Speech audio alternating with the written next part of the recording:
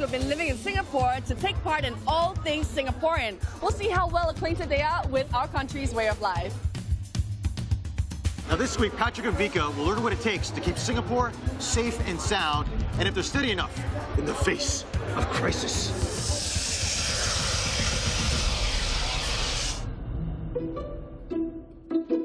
Hey guys! Hello! Nice to meet you. Vika, Bobby, nice to meet you. Patrick, we know you, man. Do you know why we're here?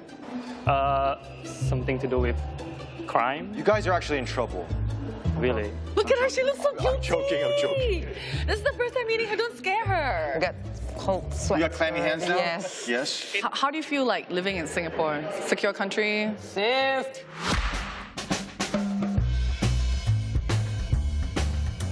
It was hard for me to adapt to Singapore life at the beginning because I don't speak English in daily life in Indonesia. I got a lot of friends who taught me how to speak with the local lingo, so right now I'm A+ in Singlish. I love Singapore because it's a very international country. It's a combination of traditional and international at the same time. It's like they still have You have your Chinese New Year, you have your Deepavali, you have your Hari Raya, you have all this traditional celebration and traditional culture, but you also have that very international lifestyle. So I just felt like I'm being in a part of the world that is just amazing. One thing I love about Singapore is the feeling of safety. Because in Jakarta, after like 11 p.m. or something, you really have to watch out. But in Singapore, you feel safe. That's why I love living in Singapore. And you, Patrick? Well, my house, like right below, is just a police station. So there's a police station almost everywhere. Win. So I feel pretty safe around my neighborhood. Last time you saw me, I think it will be the Dragon Boat Challenge, as well as the Zumba Challenge. Growing up in Thailand, like I've seen with my own eyes shooting or even grenade throwing at the wet market in Singapore. You can even like leave your bags or belonging at the hawker center and come back after a few minutes, it will still be there. I did my 2 years of NS. My friend from NS, even now, he's still my roommate in NTU. We still hang out like every other week. You really gain a lot of these friends who you know you can trust. Out there, there's always people looking after you. We have an SG Secure trainer from the Singapore Police Force. He's going to teach us how to look out for suspicious items or behavior in our daily lives. Some detective work, maybe. Oh, you want to do some CSI stuff? Yeah, yeah. What about you? What are you, Charlie's Angel? Yes, Charlie's Angels. Okay, that's the glamorized movie version. I don't think we'll be getting into that, right?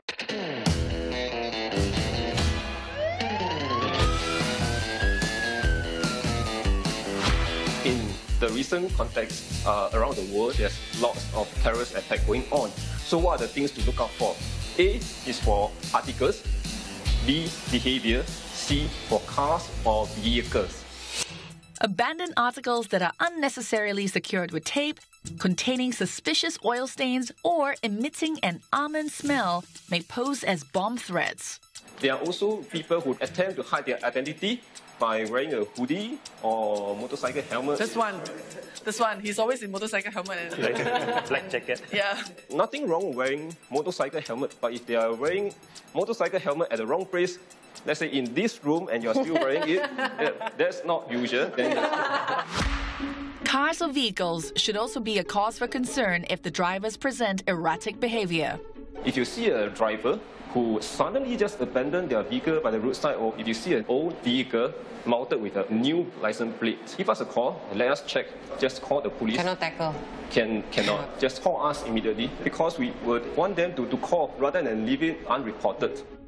But when terror actually strikes, your safety comes first. Run away from danger and hide if you can't run. Tell the police when it's safe to do so. Lock yourself in the room but don't get trapped. You can place object at the door so the attacker can't come in. Okay, but also you need to look out for something, whether it is a push-in door or pull-out. Okay, so Oh my God, it's a pull-out door. Don't do the wrong thing. You place a lot of object at the door, but actually the attacker can just pull open and he come in.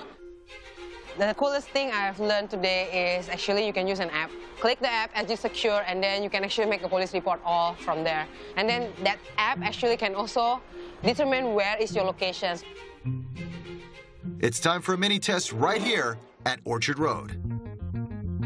Now, we're going to put your knowledge to the test and see if we can pick out any suspicious activities. Warning though, it's not going to be simple. That's why we picked such a busy street like this. I say. Right. You got to use your eye power. All right, let's do it. Okay, hold on. You guys ready? We've planted 2 secret agents in the crowd. Their task? To drop off a suspicious package. But are Patrick and Vika vigilant enough to spot them? I got nothing. Briefcase? No. I don't see anyone. I can't find it. So many people nowadays wear hoodies, cap, and sunglasses even indoors. It's not easy. You have to be really focused. I think everybody's suspicious. Oh, this lady right here. Itu bilang tuh the uncle. No. Uncle could be hip. Is that a guitar or not a guitar, sir? That is suspicious lady right there because I don't see any baby. Yeah, and she's like looking very suspicious. There's a lot of people pushing prams around. No, but there's no baby. I mean, I have a lot of friends who have babies, okay? First of all, you don't suffocate your baby with a blanket like that. There's no baby. How could you hide a baby like that? How can the baby breathe? So I think that's the prime suspect. Sunglass, hoodie. Okay, handphone out. Okay, bomb is out. Sorry, I caught you, girl. That's the lady right there. I think so too. Well, she's a tough one. There could be multiple things. Oh, wait. I see a bag there. Ah, it's a bag. Oh, yeah, that's right. Unattended. It could unattended. Be. Article. He just looks suspicious hiding behind the dustbin. He's still loitering around. He's just doing nothing. Honestly, I didn't see anybody leave that bag. I was just suspecting that guy because he looks suspicious. Time's up. All right, guys. We'll see what you got right or wrong, because Jason actually, you spotted everything. No. Oh, really? Of course you would. For Patrick, he said bag under the chair. All right, Vika also has unattended bag. Jason? Yes, correct. That's correct. Okay. Next, lady with a fake baby. I've got one here, a woman with a fake baby. Yes, Is that correct? All right. All right, Jason. Man in white t-shirt hiding behind the trash bin. White shirt guy loitering. No, he's not the one. He's not the one. Oh. There's nothing wrong hiding behind the trash can. We all do it all the time, right? Yeah. He wasn't hiding, he was just standing behind there or near there, that's all. I agree that they're quite vigilant. Yeah. But however, for the description of the lady, they could have done a little bit more. That's too brief already. All right, guys, it's a draw, but it's a failed draw. So, from what I've learned today, is not to just focus on one person. You have to look around. Even though you are not sure whether that is a suspicious article, just snap a photo and send it to the local authorities. Then let them decide whether that's a suspicious-looking item or not. Up next, Patrick and Vika pick up some life-saving skills. Whoa! Oh my God! I can feel your pain.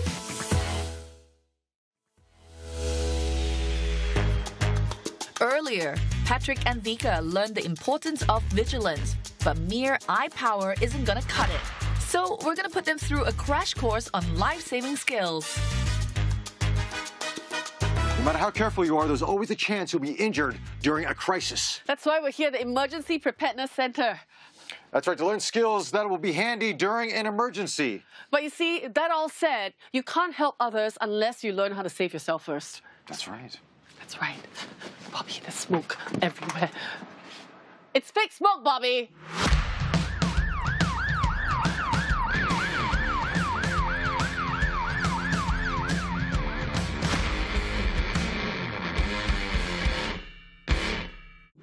A stitch in time saves 9. Any timely first aid applied before the paramedics arrive could be crucial in saving a life. He's been shot. Are you okay? You okay? Well, you don't shake him like that, Bobby. Oh my God. I thought you thought. He has a gunshot wound. The first thing we need to do is we need to make him feel comfortable by sitting or lying down. Okay. Honestly, I'm very scared of blood. That was a good-looking wound just now. It was very real. Use a shirt or even towel or something absorbent. Press hard and we call it direct pressure to stop the bleeding itself. Okay. If it's still bleeding, you probably need to consider a tie. You have to use something that is broad, a belt, or even a long pants or a long shirt. You need to apply at least 5 cm above the injury itself. So before you want to apply the tie, you need to tell the casualty, it's going to be painful, but I need to bear with it. Whoa! Ah! You got the tie Oh my God! All right? I can feel your pain. The only way for you to know that the tie is effective is whereby the bleeding stops or there is no pulse at the affected limb. Okay. Is it going to faint? Yeah. Okay? But we never have to be in this situation ever. Moving on from improvised first aid skills, we are going to learn CPR. If nothing is being done when a person had a cardiac arrest, 4 to 6 minutes brain damage sets in. Oh God. If one day suddenly saw someone collapse on the floor, that's not good. What's this? Okay, like I say, if someone collapses on the road, first thing you need to do is establish responsiveness. Hello, hello, are you okay? If there's no response, you need to activate for 995 emergency ambulance. Applying CPR may be a daunting task, but taking a moment to memorize the ABCs of it could potentially save lives. First thing you need to do is you establish your airway by head to chin lift to say is there any foreign objects. We will normally pinch the nose and we'll ventilate via the mouth. Your hands, your heel at the lower half of the sternum. Lock your elbows and after that you need to do a compression rate of 100 to 120 beats per minute at a depth of 4 to 6 cm. How fast is that? 1 and 2 and 3 and 4 and 5. 1 and 2 and 3 and 4 and 10. 1 and 2. You have to remember it's always 30 compression is to 2 ventilation. So do you want to help me out on the chest compression? That's not a question. I've actually learned how to do CPR as well as AED when I was doing my national service. But then I have to recap on what I need to do. 3 and 4 and 10. 1 and 2 and 3 and 4 and 15. Faster, brain damage already. 2 Okay, then start to do a compression. and 4, 25, 1 and 2 and 3 and 4. The key is also to retrieve an AED if it's available. The AED uses electric shocks to restore heartbeats, and when combined with CPR, heightens the efficacy. Analyzing. Shock advised. Okay, usually when shock is being delivered to a casualty, it will someone like jump up a little bit. Yeah. So now the body should be like jumping. No. Once after the delivery of the shock. One time. Yeah. So once after the delivery of the shock, you can continue on the CPR itself. We definitely need everybody to learn CPR AED to help someone who is in need at times. Coping with different crises is no joking matter. You can certainly have fun while learning new skills. You guys learned a lot today, right? Yeah, definitely. Can you remember it all? Because you're going to need it for your next challenge. Let's try. Any clues? What are we going to do? Okay, so as usual, we're not going to tell you what your next challenge is. Okay. All I can say is, expect the unexpected. Ouch. It's going to be painful. Well, maybe not painful, but certainly very eventful. Are you okay? No, I'm not okay. I'm shot. Oh wait, I learned this before. I think I know what to do. Ow! Ah! Before the break, Patrick and Vika learned the ropes to improvise first aid skills during emergencies. Now it's time for them to get their act together and tackle their final challenge, set in the midst of a mock terror attack. This is it, your main challenge. Here's a question. How confident are you in dealing with a terrorist attack? Oh my God, when I heard it's gonna be a terrorist attack exercise, I'm like, my heart went crazy. I'm not sure whether I'm ready for this. Fairly confident. Quite confident. What do you mean, fairly confident? You've done a terrorist attack before? Too much. I felt quite excited. I think I really want to see how our SCDF or the police force actually works when it comes to the threats such as this. Honestly, I've been in a situation that I'm not so sure whether my life is gonna be secure. During the 1998 riot in Jakarta, It's surreal. Trust me, when you're in that situation, all you want to do is flee. Anyway, we have our CERT volunteers, AJ and Shannon, who are going to be guiding us through to safety. How real is the situation going to be today? Well, they are going to use blanks. Okay, you scared me for a moment there. Yes, please. I get scared at the bursting of a balloon, so... Oh yeah, I get that too. Oh no! My heart beating so fast right now. Ladies and gentlemen, in a while, we will commence our demonstration where trained residents will showcase where to run, where to hide, and how to tell the police. I don't think I was nervous. Since I was in the army for 2 years, I was quite confident. But no matter how prepared they think they are, reality always has a way of springing surprises on them. Okay, so the participants don't know anything. They only know that there's going to be a simulation of sorts, okay? But what's actually going to happen is we're all going to be victims of an attack. Ugh. Yeah. Okay.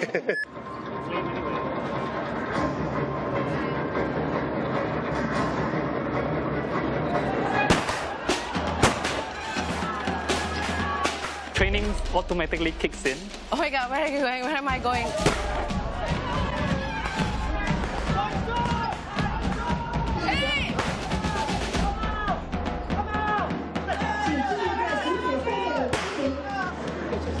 Look at the man hiding behind the pillar. He's been sending an SMS to 71999. Oh look, here comes the police officers to the rescue. Police officers quickly request for backup to primary suspect.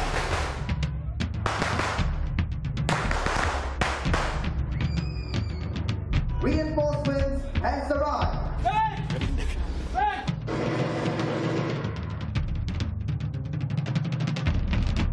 The gunman has been neutralized. While the police are still securing the place of attack, it's really up to the civilians who are trapped in the same location to help each other out. And this is the time for Patrick and Vika to step up. Can you help us, please? We're shot, we're shot. Oh! Now? Why are you pushing me out there, Roz? I wasn't anticipating the wound on Bobby. Are you okay? No, I'm not okay. I'm shot. Oh wait, I learned this before. I think I know what to do. Okay, sir, this is going to be painful. I'm going to apply some pressure on the wound, okay? Okay, now, I'm going to tie a knot. I am thinking, oh, there's a lot of blood, so I just want to wipe the blood away. I just don't want it to be messy. And then, oh yeah, blood pressure, don't let her bleed to death. Okay, this is going to be painful. Sir, this will be painful. Ow!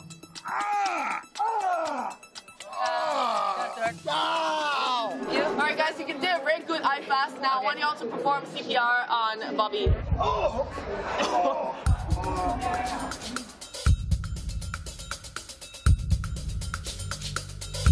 I missed out on two most important things, I think. We call for ambulance and also get an AED. There's some confusion there. 1 and 2 and 3 and 4 and 5 and 1 and 3 and 4 and 30. So 1 time, 2 times. You're all right, sir. You're safe. You're safe now. Thank you. My hero. My hero. Here's my number. Hero. Oh, wow. When my moment comes, everything kind of went blank. Sir, are you okay, sir? Sir? Okay, he's dying. I have to keep telling myself that it's a real thing, it's a real thing. You have to do this for real. 1, 2, 3, 4, 5, 1. The CPR is like fingertips, not like... Hidup dong. Hidup dong. 5, 1, 2, 3, 4. Breathe, boy, breathe. He's dead! I'm dead! Ah! You finally come to life! Well done, guys. Well Good done. job, guys. Good job. He literally resurrected twice. Yeah. Patrick and Vika did well in saving the day. But were their efforts good enough for our paramedics? Let's hear what Jonathan has to say. For iFast, overall it's okay. Just need to take note that the belt is much better compared to a lanyard. If Vika. No need to clean the blood itself, just straight away apply the direct pressure. Patrick, you did a really good tie, and once after you finish the tie, you use a handkerchief to apply the direct pressure on the gunshot wound itself. That stands out the CPR itself. The both of you did a head to chin knee. Clear the airway. Make sure that you breathe in to the person who is injured properly. And the compression rate is kind of fast. For Vika, I think that when you're doing CPR, you're actually using the top of your fingers instead of your palm. Yeah. It's like she was making kueh, you know? Didn't revive. Sayang, sayang, sayang. Japanese massage, sorry. All right, this is after all a challenge, and we gotta have a winner. So Jonathan, will you do us the honors? Patrick overall did a better job than Vika. All right, yes, Patrick. Congrats. But you know what, Vika, you did a great job as well. You know, you saved my life, so I have to thank you very much for that. With a gentle fingertip. Yes. Okay, we got some prizes for you. Prizes! Yes. It's a tiny little birthday kit and a travel pack. Yes. And these are prizes we hope you never have to use. I know. Okay, guys, I think you did a really good job, and you're super steady today. Definitely. Give yourselves a big round of applause. I've been living in Singapore for 16 years, and I've always had that sense of security. Now, I understand where that sense of security is from. This kind of thing can happen anytime, anywhere, and people have to be really vigilant and look out for each other. Like if you see a suspicious person, maybe don't approach him straight away. You can report to the police, just in case if he's really a real bad guy, they can react quickly to save as many people as possible. After this whole experience, you know that when the push comes to shove, you really need to act, react immediately. There's no joke in a real terrorist attack.